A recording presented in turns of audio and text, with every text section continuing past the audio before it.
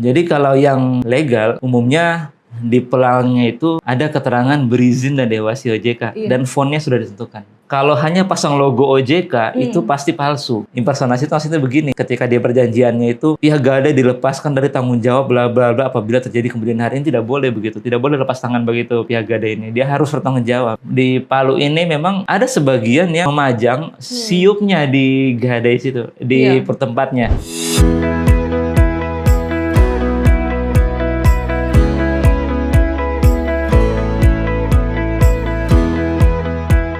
Halo Sobat Info Palu, selamat datang di podcast Info Palu bersama saya Nadia Yakub yang akan menemani kamu mengupas tuntas topik yang akan kita bahas di episode kali ini, yaitu mengenai gadai cepat barang lewat, bahaya mengintai di balik gadai ilegal. Tentunya bersama dengan narasumber yang sudah hadir pada hari ini, beliau adalah Asisten Manajer Otoritas Jasa Keuangan Sulawesi Tengah. Untuk itu, langsung saja mari kita sambut Kak Andi Prasetyo. Halo Kak Andi. Halo, selamat siang ya. Iya. Sobat OJK, Sobat Info Palu semuanya. Gimana kabarnya? Baik ya? Iya. Mbak Nadia gimana kabarnya? Baik, Alhamdulillah. Okay. Kalau Kak Andi saya lihat ini bercahaya dan bersemangat sekali ini. Oh, karena bercahaya. Mau bahas gadai kayaknya bersemangat ya. Oke. Nah, Iya. Sobat Info Palu dan juga Sobat OJK, belakangan ini ketika seseorang membutuhkan uang dengan cepat ya, salah satu cara yang sering sekali dipilih yaitu dengan menggadaikan barang, mulai dari perhiasan, barang elektronik, hingga kendaraan. Namun di balik kemudahan tersebut ternyata ada juga praktik gadai ilegal yang bisa merugikan masyarakat. Mulai dari bunga yang tidak wajar, aturan yang tidak transparan, sampai risiko barang yang sulit ditebus kembali. Nah, karena itu penting bagi kita untuk memahami nih ya, perbedaan antara gadai yang legal dan juga yang ilegal karena nantinya malah akan merugikan. Nah, Kak Andi, di tengah kebutuhan ekonomi yang mendesak saat ini, banyak masyarakat yang pada akhirnya memilih jalan cepat seperti menggadaikan barang. Tapi belakangan ini kita juga sering mendengar tentang praktik gadai ilegal. Dari sudut pandang OJK sendiri, Kak Andi, seberapa serius sebenarnya fenomena gadai ilegal ini di masyarakat? Iya, sebenarnya sangat serius ya. Jadi saya cerita sedikit ya memang. Iya. Jadi seperti yang Kakak sampaikan tadi, fenomena itu istilahnya namanya fenomena makan tabungan. Fenomena makan tabungan itu maksudnya apa? Ketika perekonomian sedang naik, terus inflasi tinggi, berdampak pada pengeluaran lebih besar daripada pendapatan, masyarakat ini cenderung pada umumnya itu memakan tabungannya untuk biaya hidupnya. Nah, permasalahannya sekarang gimana kalau seandainya tabungannya itu habis untuk biaya hidupnya? Tentu masyarakat ini umumnya cenderung mencari hutang. Nah, ketika masyarakat ini berhutang, itu tidak hanya sekedar berhutang, itu ada ikatan hukum yang melekat di mana yang memberi hutang ini pasti akan meminta yang namanya jaminannya. Betul. Jadi kalau jaminan sendiri itu di Indonesia kita ini ada 4 pengikatannya ya. Yang pertama itu gadai, yang kedua itu hak tanggungan, itu untuk tanah dan bangunan, terus fidusia, untuk kendaraan bermotor dan juga hipotek. Biasanya untuk kapal. Nah, dari keempat pengikatan ini, yang paling mudah diakses masyarakat itu yang gadai ini, Kak. Seperti itu. Jadi, sebenarnya gadai ini yang paling mudah. Lantas bagaimana pada akhirnya jika masyarakat itu justru terlibat dengan gadai-gadai yang tidak berizin. Nah, umumnya kejadiannya seperti ini. Misalnya konsumen itu atau masyarakat itu mengalami namanya one prestasi atau gagal bayar. Nah, praktiknya itu umumnya pemberi hutang atau gadai ini akan menjual barang yang menjadi gadai tersebut. Nah, jadi dalam mekanisme penjualan itu sendiri sebenarnya ada 2. Yang pertama proses lelang. Lelang itu sebenarnya sudah ada aturan yang mengatur sendiri. Dan yang kedua itu ada penjualan di bawah tangan. Nah, ini biasanya pada umumnya kalau di praktik yang legal umumnya masyarakat atau konsumen itu ditawari dulu untuk mencari pembeli yang bisa mendapatkan harga yang lebih baik. Tapi pada praktiknya justru kalau yang ilegal ini mereka justru menjual dengan harga yang lebih murah. Dan jika sudah terjadi seperti ini, maka biasanya masyarakat yang dirugikan. Jadi mekanismenya ketika contoh barang saya ini 5 juta, misalnya digadaikan saya hutangnya itu 3 juta misalnya ya kan. Seharusnya ketika barang saya ini dijual dan laku 6 juta, maka seharusnya 3 jutanya dikasih ke saya, iya. Sisanya itu diambil oleh pelaku pemberi hutang. Nah, kebanyakan kalau di Gadai itu tidak seperti itu. Justru konsumen tidak tahu tiba-tiba barangnya dijual. Dan kalau sudah kejadian seperti ini, kemana konsumen itu akan mengadu? Kalau dia berizin, sudah ada regulasi pengaduan yang diatur sendiri oleh OJK. Tapi kalau yang tidak berizin, ini sama sekali tidak ada perlindungan hukumnya, seperti itu. Iya, wah bahaya sekali ya Kak, karena kalau sudah ilegal tidak ada perlindungan hukum bagi korban ya Kak. Mungkin dia bisa saja melakukan gugatan perdata, cuma kembali lagi kalau gugatan perdata itu justru biayanya mungkin lebih besar daripada barang yang dia gadai sendiri, sehingga kebanyakan masyarakat itu kalau sudah bersentuhan dengan hukum, kebanyakan mereka itu sudah mundur duluan. Iya. Kalau di Kota Palu atau mungkin bahkan di Sulawesi Tengah, Kak Andi, bagaimana persebaran praktik ilegal ini? Ya, jadi kalau di Kota Palu sendiri itu, saya bilang saja bahwa sebenarnya OJK itu punya namanya market intelligence. Jadi mereka datang berpura-pura bertanya-tanya, padahal itu orang OJK. Oh. Iya, pura-pura nanya mau gadai. Iya. Jadi kurang lebih awalnya itu ada sekitar 20-an ya, 22 berapa gitu. Baiknya saat ini sudah ada 5 entitas yang mengajukan konsolidasi penggabungan. Jadi memang kenapa mereka bergabung, karena memang OJK itu minta syarat modal yang untuk dalam kota itu 2 miliar. Kenapa 2 miliar? Karena memang untuk memulai usaha gadai ini, itu memang di awal pasti banyak biaya yang harus keluarkan dulu, mulai dari pendidikan pegawai, penyiapan sistem, berangkasnya, dan lain-lain. Dan biasanya juga kalau baru mulai itu pasti rugi dulu. Iya. Jadi OJK minta 2 miliar ini sudah dikaji baik-baik untuk menyerap kerugian di awal itu. Seperti itu. Dan jadi seperti itu. Makanya sebagian besar gadai di Kota Palu yang 5 tadi itu sudah melakukan konsolidasi untuk penggabungannya. Dan selain itu belum ada satupun yang berizin, kecuali gadai yang BUMN ya, dan syariahnya juga. Dan memang tersebar di mana-mana Kak. Iya. Ada yang toko ponsel, merangkap jasa titip, dan banyak sekali di daerah di Palu ini. Dan di lorong-lorong pun ada Kak. Jadi tersebar kurang lebih yang kami temukan itu ada 22 dan 5 sudah konsolidasi penggabungan untuk berizin. Selebihnya tuh kalau mungkin akan bertambah lagi karena kami memang belum karena ini memang setiap hari bertambah deh. Iya. Mungkin masih ada yang belum teridentifikasi seperti itu. Nah, kalau ini Kandi, bagaimana caranya membedakan yang legal sama yang ilegal supaya masyarakat bisa lebih waspada dan lebih berhati-hati untuk memilih? Jadi kalau yang legal, umumnya di pelangnya itu ada keterangan berizin dan diawasi OJK dan fontnya sudah ditentukan. Jadi sekarang itu tidak hanya gadai ya, termasuk entitas lain. Kalau hanya pasang logo OJK itu pasti palsu.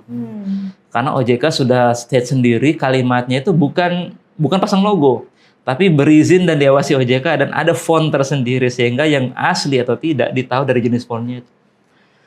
Yang pertama itu untuk memastikannya, ya dia gadai. Yang kedua itu kita bisa lihat dari sebenarnya banyak sekali kayak celah ketahuannya itu dari suku bunganya, terus dari perjanjiannya pun ada unsur impersonasi. Impersonasi itu maksudnya begini, ketika dia perjanjiannya itu pihak gadai dilepaskan dari tanggung jawab bla bla bla apabila terjadi kemudian hari, ini tidak boleh begitu, tidak boleh lepas tangan begitu pihak gadai ini, dia harus bertanggung jawab. Dan tidak boleh melarang konsumennya untuk menuntut dia balik. Seperti itu Kak, banyak sekali. Termasuk dari harga penaksirannya juga kadang jatuh. Iya. Seperti itu. Banyak sekali. Jadi untuk saat ini kalau di Kota Palu belum ada yang berizin. 5 sudah yang mengajukan tapi izinnya menunggu proses. Oh iya. Nanti dia akan membentuk nama gadai baru. Nanti kalau sudah ditetapkan. Tapi kalau untuk hari ini itu yang berizin baru yang BUMN punya. Seperti itu. Iya. Berarti ada juga memang yang berani dengan menggunakan logo OJK ya Kak? Banyak. itu ini ya, maksudnya mereka berani sekali mengambil risiko dengan mencantumkan logo Iya, OJK. jadi mereka itu berupaya untuk meyakinkan masyarakat kalau mereka tuh katanya berizin padahal tidak.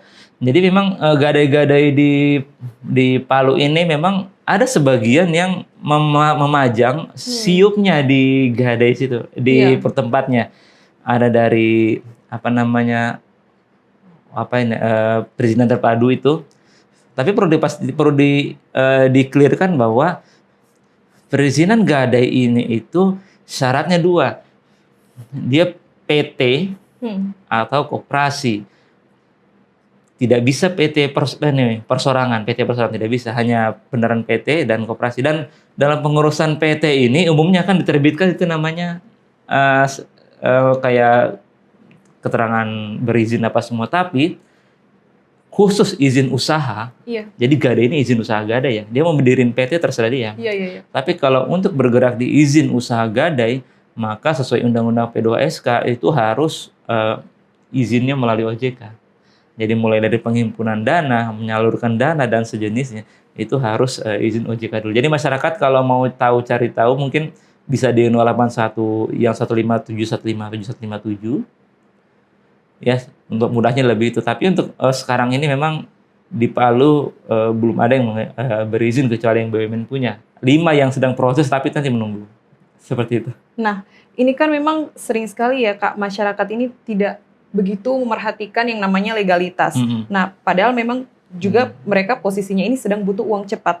Nah, boleh dijelaskan Kak Andi, ini risiko terbesar yang sebenarnya mengintai ketika seseorang menggunakan jasa gadai ilegal selain dari hukum tadi, mereka tidak dilindungi secara hukum. Ya, jadi masyarakat yang sudah terjebak, sudah masuk di gadai ilegal ini, sebenarnya resikonya ada banyak. Salah satunya apa? Tidak ada standarisasi tempat penyimpanan. Jadi tidak ada yang menjamin barang itu aman di sana. Ada yang cuma dipajang di lemari, bahkan di loker-loker kaca atau ditaruh-taruh di situ. Ini sama sekali tidak aman. Makanya kalau itu barang sampai kenapa-kenapa hilang, bagaimana perlindungan hukumnya? Tidak ada di situ. Yang kedua juga harga taksirannya itu bisa jatuh. Tim kami juga pernah jalan-jalan ke gadai yang berizin sama yang ilegal itu perbedaannya malah jauh sekali. Contoh saja pernah tablet ini jadi objek yang mau ditawarkan. Jadi kalau di gadai yang benar itu kurang lebih bunganya itu sekitar, bukan bunga, dihargai sebesar 1,7 juta ya saat itu. Sedangkan di gadai yang tidak berizin ini, saya nggak usah bilang namanya, itu hanya ditawarin 700.000. Jadi dari harga taksiran saja itu sudah jauh, dalam artian konsumen itu bisa rugi.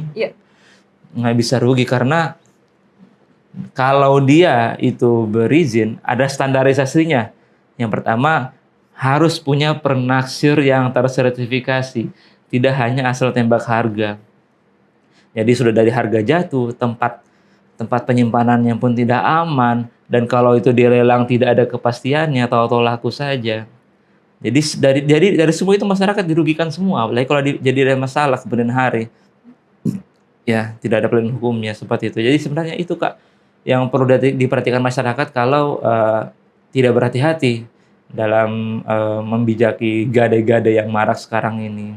Seperti itu. Sebenarnya Kak kalau untuk konsumen sendiri, itu mereka sebenarnya apakah secara sadar dan sengaja untuk kemudian ikut di yang ilegal, gadai ilegal, atau mereka sebenarnya tidak sengaja terjerat? Dan kenapa pada akhirnya mereka tidak memilih yang sudah diawasi OJK saja, Kak? Oke, jadi umumnya masyarakat itu cenderung ingin yang praktis, dan yang kedua mereka itu juga kurang memahami. Yang dia tahu toko ini buka gadai, saya mau gadaikan di situ. Kurang memahami regulasi yang sebenarnya terhadap gadai ini. Untuk itu kami dari OJK juga sering melakukan edukasi, baik itu via tatap muka langsung maupun via online seperti saat ini. Dengan tujuannya bisa menyasar semua kalangan, termasuk Gen Z yang doyan pegang HP itu ya. Iya, seperti itu. Jadi kebanyakan mereka itu kurang memahami sebenarnya. Makanya kita pastikan bahwa kita kasih tahu yang ilegal itu sangat beresiko. Seperti itu, walaupun memang pengaduannya belum ada, tapi sebenarnya kerugiannya itu banyak, tapi memang masyarakat banyak yang belum tahu harus mengadu kemana. Belum tahu dan tidak mau ribet juga ya, dan tidak mau mencari tahu juga. Aduh. Betul, mungkin karena kesibukan dan lain-lain. Iya. Nah, Kak Andi, dalam beberapa kasus ada masyarakat yang mengaku barang yang digadaikan sulit ditebus kembali karena bunga atau biaya yang terus bertambah. Nah, bagaimana biasanya skema seperti ini bisa terjadi pada praktik gadai yang ilegal, Kak Andi? Ya, jadi memang kalau itu namanya perangkap hutang, ya, masyarakatnya sudah masuk dalam perangkap hutang ya, dimana kenapa dia sudah tidak bisa melunasi karena bunganya itu cenderung mahal, lebih tinggi. Ada yang 1% per hari, bayangkan kalau 1% per hari dikali sebulan, berarti 30% yang harus dia kembalikan. Belum lagi kalau diakumulasi sampai setahun, bisa sampai 360 hari persen. Makanya masyarakat kadang cenderung pada akhirnya tidak bisa menebus barangnya itu kembali karena memang biaya yang harus keluar itu bisa lebih 2 kali lipat dari hutang yang dia terima. Jadi kalau sudah kasusnya seperti ini, kalau seandainya dia berizin, itu OJK ada prosedur mediasi permohonan keringanan. Ya, itu umumnya langsung diterima oleh kantor pusat gadai yang bersangkutan. Jadi bisa langsung ke kantor direksinya dan langsung dieskalasi ke cabang-cabangnya. Tapi kalau yang berizin ini, prosedur itu tidak ada. Jadi mau tidak mau, dari segi ini juga masyarakat itu cenderung dirugikan dan akhirnya barang itu mungkin tidak akan bisa dia peroleh kembali kecuali dia inisiatif mau mengajukan gugatan perdatanya. Seperti itu. Cuma kembali lagi gugatan perdata itu butuh biaya juga sehingga masyarakat itu kadang sudah mundur duluan. Bedanya kalau dia berizin, OJK itu ada namanya mekanisme LAPS. Ada lembaga alternatif penyelesaian sengketa. Jadi apabila sengketa itu nilainya di bawah 700 juta, itu gratis tanpa biaya sepeser pun. Jadi itu adalah salah satu wadah fasilitas hukum kepada konsumen untuk penyelesaian sengketanya dia, termasuk masalah-masalah perangkap hutang tadi seperti ini. Iya. Kak Andi, selain bunga yang tinggi, itu modus-modus seperti apa yang digunakan oleh pelaku dan perlu untuk kita kenali dan antisipasi dari awal supaya tidak terjebak, Kak Andi? Jadi modusnya itu kalau di gadai ya kurang lebih dia sama dengan pinjol-pinjol yang ilegal, itu kemudahan akses di awal. Iya. Jadi kemudahan akses di awal tanpa verifikasi lebih lanjut dan harganya cenderung jatuh. Umumnya kalau gadai yang di Palu ini ya dia beda sama pinjol. Kalau pinjol kan dia ada modus penipuan, telepon dan lain-lain. Kalau gadai ini dia cenderung statis di tempat, masyarakat yang datang. Ya, jadi pada saat datang itu dilayani, namun pada akhirnya nilai yang diberikan itu justru sangat kerendahan sehingga ujungnya merugikan. Mulai dari bunganya yang ketinggian, terus tidak ada perlindungan hukum atas asetnya dia, seperti dan lain-lain itu. Seperti itu sih Kak, dia punya ini kurang lebih modusnya ya. Iya, sebenarnya yang paling simpel adalah dicek dulu legalitasnya. Betul. Jadi cek legalitasnya dulu. Jadi kita lihat apakah memang ini diawasi oleh OJK, berizin atau tidak. Sebenarnya sama-sama punya resiko. Iya. Legal, ilegal punya resiko. Cuma bedanya kalau legal itu ada mekanisme pengaduannya yang kita bisa bantu kepada masyarakat. Beda halnya dengan ilegal ini. Tapi dalam waktu dekat, mudah-mudahan tidak terlalu lama, mungkin OJK bersama Satgas Pasti juga akan menelusuri nggak ada ilegal itu, dan kalau tidak patuh mau tidak mau kita minta tutup daripada merugikan masyarakat. Iya, karena memang kalau di Undang-Undang P2SK itu sebenarnya sudah diterbitkan dari 2023 dan dan pelaku gadai ini sendiri itu sebenarnya sudah dikasih jangka waktu selama 3 tahun itu untuk mengurus perizinannya. Bahkan kemarin selama periode tersebut kita kasih ringan dia punya syaratnya 500 juta aja. Iya. Tapi pada saat itu memang belum ada yang benar-benar mungkin mengajukan izin kecuali 5 tadi itu. Sehingga setelah batas waktunya habis di 13 Januari 2026, syaratnya mulai 500 juta itu tertutup. Akhirnya harus memenuhi 2 miliar itu. Jadi sesuai undang-undang itu yang tadinya penyebutannya itu gadai belum berizin. Iya. Per tanggal 14 Januari 2006 sudah dinaikkan tingkatnya jadi gadai ilegal. Jadi mungkin dalam waktu dekat Satgas pasti bersama pihak kepolisian juga mungkin akan melakukan penyisiran untuk meminta ditutup. Daripada nanti merugikan masyarakat. Itu sesuai undang-undangnya sih. Kalau masih ada yang bandel Kak Andi yang belum tutup itu bagaimana Kak Andi? Yang jelas itu syaratnya lumayan ini ya. Syaratnya itu lumayan bisa bikin ini ya. Yang pertama ada denda. Iya. Denda atau hukuman penjara bagi pelakunya. Kalau tidak mau tutup. Itu saya kurang ingat tapi kurang lebih ada 1 miliaran atau penjara berapa tahun gitu. Itu harus harus kalau tidak mau mendaftar ya tutup. Itu aja sih. Iya. Jangan sampai merugikan masyarakat. Dan merugikan diri sendiri juga. Iya, seperti itu. Buat pelaku-pelaku pergadaian ilegal. Nah, Kak Andi, misalnya ada kasus seseorang menggadaikan barang elektronik atau kendaraan karena kebutuhan mendesak, tetapi setelah jatuh tempo dia tidak mampu menebus dan barang tersebut langsung dijual tanpa proses yang jelas. Dalam situasi seperti ini, apakah masyarakat sebenarnya memiliki perlindungan hukum, Kak Andi? Ya, kalau sudah jatuh tempo dan barangnya terjual, umumnya ini kita lihat lagi kepada siapa dia bertransaksinya ya. Iya. Kalau dia legal, tentunya pelaku yang legal ini sudah ada prosedur penagihannya. Yang pertama terbuktian prestasi, sudah disurati SP 1, 2, 3. Terus kalau sudah di SP 2, 3 ada pernyataan sukarela. Ya, kalau ini semua sudah dipenuhi, maka memang perusahaan itu bisa saja melakukan penarikan atau menjual kendaraan itu penarikan kendaraannya. Dan pada saat proses penjualannya pun sama, ada mekanisme lelang, ya. Kalau mekanisme lelang itu kan sudah ada aturan tersendiri dan jual di bawah tangan pun boleh, tapi ada syaratnya harus dikonfirmasi dulu ke konsumennya. Sebelum saya jual ini barang, konsumennya harus mencari ini dulu, sampai bisa beli dengan harga yang cocok, agar supaya tidak sama-sama rugi. Tapi kalau sampai waktu tertentu tidak bisa, maka pihak entitasnya ini bisa menjualnya. Beda halnya kalau dia ilegal. Kalau ilegal itu tidak ada aturan hukum yang mengikat itu, Kak. Iya. Ya, jadi tidak ada perlindungan, tidak ada aturan hukum. Jadi kalau mau dia pembelaan hukum, ya mau tidak mau dia mengajukan gugatan perdata secara mandiri terkait permasalahannya dia ini. Ya kembali lagi, kadang biayanya cukup besar. Jadi seperti itu Kak kebedaannya. Kalau dia ilegal, kita sama sekali tidak ada perlindungannya. Jadi untuk gadai ini memang diharapkan mudah-mudahan dalam waktu dekat bisa di follow up ya. Jangan sampai menimbulkan korban banyak. Jadi harus dibersihkan gadai ini.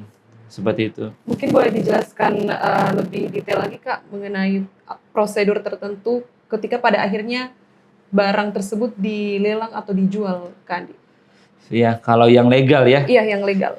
Jadi memang sesuai POJK 22 tahun 2023, itu kalau masyarakat download ya, POJK 2022 tahun 2023, spesifik itu di pasal 60 sampai 65 ya. Kalau mungkin setelah ini pengen cari tahu lebih detail. Jadi situ sangat detail sekali penjelasannya dari mulai dia menunggak ditagih pun ada syaratnya hari Senin sampai Sabtu jam 8 pagi sampai jam 8 malam. Iya. Kalau ada di luar jam ini berarti itu cenderung mengarah ke yang tidak sesuai atau dilaporkan juga boleh dengan pelanggaran pasal tersebut. Terus yang kedua, apabila dia sudah ditagih tidak bayar, diberi SP dulu, SP 1, SP 2, SP 3 sampai seterusnya. Surat pemberitahuan ya, saudara telah menunggak dan lain-lain. Jadi ketika sudah di surat peringatan tapi konsumen ini tetap tidak mau menyelesaikannya, umumnya seharusnya konsumen itu bisa mengajukan permohonan restrukturisasi kalau memang dia merasa berat. Contohnya tagihan saya ini 1 juta, tapi saya hanya mampu 800.000. Jadi dia boleh saja melalui mekanisme mediasi ya, bisa langsung ke banknya dulu atau ke gadainya dulu, atau bisa juga mediasi melalui OJK di ada namanya APPK, Aplikasi Portal Perlindungan Konsumen. Jadi mediasi permohonan keringanan macam-macam. Ada pengurangan denda, pengurangan bunga, atau pengurangan denda dan bunga pokok saja, atau penyesuaian tenor. Yang tadinya kalau 1 juta selama 2 tahun keberatan ya dimundurin jadi 3 atau 4 tahun, tapi angsurannya jadi lebih kecil. Macam-macam. Tapi kembali lagi kalau permohonan restru ini itu dikembalikan sepenuhnya kebijakannya kepada entitasnya. Dalam artian begini, betul pelindungan konsumen itu ada, tapi pelindungan konsumen ini apabila konsumen dirugikan karena ada kebijakan banknya. Contoh, bunga yang tercatat di perjanjian kontrak itu harusnya 10%, tapi saya kok ditagih 15%, ini pelanggaran terhadap konsumennya, maka bisa melapor ke OJK dan kita bisa bantu untuk pengaduannya itu. Tapi beda hal kalau seandainya dia yang macet. Nah, kalau dia yang macet, pertanyaan sekarang, apakah bank ini merugikan dia? Tidak. Bank ini sudah sesuai prosedur, tapi memang konsumennya yang yang mungkin agak kesulitan ekonominya. Jadi dia boleh, dan OJK menyediakan jalur mediasi tadi itu melalui APPK untuk permohonan keringanannya. Tapi kembali lagi, karena bank tidak dirugikan, jadi OJK memberikan kewenangan ke bank untuk memberikan keringanan tersebut. Karena bukan bank, Gadai ya. Gadai untuk memberikan keringanan tersebut. Karena memang mereka itu sudah punya risk appetite sendiri dan risk tolerance yang sudah mereka tetapkan. Jadi itu harus mereka jaga juga. Dan selanjutnya, karena tadi SP ya. Kalau sudah di SP 1, 2, 3, terus di restru juga belum ini, sampai batas waktu ditentukan belum bisa, tentu Gadai ini bisa melakukan penjualan asetnya tersebut. Tapi dengan syarat dia sudah konfirmasi dulu ke... Dan konsumen juga harus ada pernyataan sukarela. Sukarela atas barangnya karena dia tahuan prestasi. Kalau tidak ada keterangan sukarela ini, maka jalurnya juga bisa melalui LAPS atau pengadilan.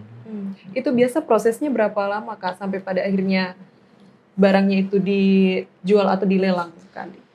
Umumnya variatif ya, tergantung jenis barangnya apa. Kalau misalnya penjualan emas dibanding penjualan mobil, itu jelas emas jauh lebih cepat di penyelesaiannya. Biasa kalau mobil itu kadang membutuhkan waktu, apalagi mobil itu kan nilainya kan cenderung depresiasi setiap tahunnya, cenderung turun. Jadi jangan kaget ketika kita lelang atau jual di bawah tangan, nilainya justru tidak menutupi. Seperti itu. Jadi variatif ya untuk durasi waktunya itu. Jadi kalau untuk pengaduan melalui APPK tadi, itu kita pastikan 10 hari sudah mendapat tanggapan. Tapi kalau untuk proses penjualan barangnya ini berbeda-beda tergantung jenis jenis asetnya itu apa. Digadaikan ya. Nah, Kak Andi, sering sekali masyarakat merasa tidak berdaya ketika berhadapan dengan praktik pergadaian ilegal karena menganggap itu sudah menjadi risiko sendiri. Jika seseorang merasa dirugikan oleh gadai ilegal, langkah apa yang sebaiknya segera dilakukan? Jadi kalau masyarakat sudah terlanjur masuk gadai ilegal dan dan dia dirugikan, bisa melapor ke OJK. Nanti OJK akan eskalasi pengaduan itu kepada Satgas Pasti. Nah, Satgas Pasti inilah yang nantinya akan menindaklanjuti gadai ilegal tersebut. Jadi mulai dari pemblokiran, penutupan link-link apa semuanya, sampai dengan penutupan entitas tersebut ya. Terus yang kedua, bisa jadi juga kalau dia sudah membayar angsuran, bisa jadi dia bisa melaporkan rekening penerimanya itu ke Indonesia Anti Scam Center. Nanti ketika sudah dilaporkan ke ISC dan terbukti itu dipakai untuk gadai ilegal, maka rekeningnya itu bisa diblokir, dan kalau masih ada uang di dalamnya mungkin dia sudah nggak bisa tarik lagi. Sobat itu sih kalau dia kalau dia ilegal. Dan yang selanjutnya dia bisa juga melaporkan ke kepolisian, karena polisi itu juga merupakan bagian dari Satgas Pasti itu sendiri. Kalau di Palu itu kepolisian itu ada Reskrimsus, Siber sama Binmas itu ketiganya itu merupakan anggota Satgas Pasti. Iya, ada BI juga, ada kepolisian itu dan ini dinas-dinas yang lain. Itu Kak, bagaimana bentuk koordinasi antara OJK dengan lembaga-lembaga pihak terkait dalam mencegah dan menangani praktik pergadaian ilegal ini kan? Iya. Jadi memang kita ada grup sendiri dan umumnya kita sering melakukan rapat koordinasi. Sekurang-kurangnya itu sekali dalam 1 semester sekurang-kurangnya. Dan di situ kita bicara, kumpul informasi apa saja. Dan apabila sudah ditemukan, gadai di Sulawesi Tengah itu sebanyak ini. Oke, terjadwal kapan kita panggil mereka, kita diskusi bersama, kasih tenggat waktu kapan bisa memenuhinya. Kalau sampai batas waktu tertentu tidak bisa, maka diputuskan di situ. Dia merupakan gadai yang tidak memenuhi syarat sesuai dengan undang-undang, maka harus ditutup. Nah, seperti itu sih. Berarti OJK rutin untuk juga melakukan koordinasi dengan lembaga-lembaga terkait untuk melakukan pencegahan maupun juga penindakan ya Kak Andi. Nah, boleh nih terakhir Kak Andi disampaikan mengenai pesan-pesannya untuk masyarakat agar pada akhirnya lebih waspada dan tidak terjerat dengan praktik pergadaian ilegal Kak Andi. Baik, kepada masyarakat Kota Palu, ya Sulteng juga dan Sobat OJK, terima kasih sudah menyaksikan podcast ini. Saran dari kami yang pertama tetap verifikasi 2L, legal dan logis ya. Pastikan legal dulu dari jenis izin usahanya. Izin usahanya itu ada siupnya juga. Siupnya itu pastikan dia itu benar-benar gadai. Ya, kalau sudah legal pastikan lagi logis bunga yang ditawarkannya itu dari bunga bunga harian, denda dan lain-lainnya. Jadi filternya 2 ini saja kalau untuk bertransaksi dengan gadai ilegal itu. Semoga masyarakat Palu bisa lebih berhati-hati dan melindungi keluarganya dari praktik-praktik kejahatan aktivitas keuangan ilegal yang ada di Kota Palu. Itu aja. Iya. Wah, Sobat Info Palu dan Sobat OJK, kita sudah begitu banyak membahas mengenai praktik gadai ilegal. Ya, sebenarnya simpel saja ya, 2L, legal dan logis. Juga logis ya. Karena ketika kita sudah mengikuti praktik gadai yang legal ya, yang berizin, nah kita juga diawasi ataupun juga aman secara hukum ya Kak. Nah seperti itu. Dan ya Sobat Info Palu dan juga Sobat OJK, jangan lupa untuk terus terhubung bersama kami dengan cara memfollow akun Instagram Info Palu, TikTok, Facebook, dan juga jangan lupa subscribe akun YouTube Info Palu. Jangan lupa juga untuk follow akun Instagram OJK_Sulteng ya untuk melihat update-update terbaru. Terima kasih banyak Andi, kami ucapkan sudah sering sekali ya melakukan edukasi ke masyarakat, apalagi ini juga seputar dengan gadai ilegal. Harapannya masyarakat bisa lebih bijak lagi dalam memutuskan keputusan finansial agar tidak terjerat dengan praktik-praktik yang ilegal. Dan ya, sampai jumpa di episode berikutnya teman-teman dengan pembahasan yang menarik juga seputar dengan sektor keuangan seperti itu. Sampai jumpa teman-teman.